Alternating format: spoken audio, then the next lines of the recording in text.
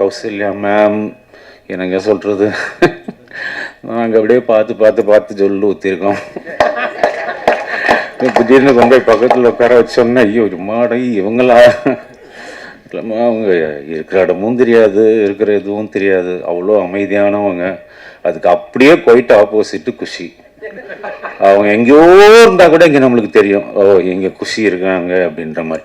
ஆனால் நிஜமாக ஒருத்தர் எப்பயுமே சந்தோஷமாக இருக்கிறதுக்கெல்லாம் கடவுள் வரப்பிரசாதம் வேணுங்க. நம்ம எல்லாருமே எப்பவுமே சந்தோஷமாக இருக்க முடியாது.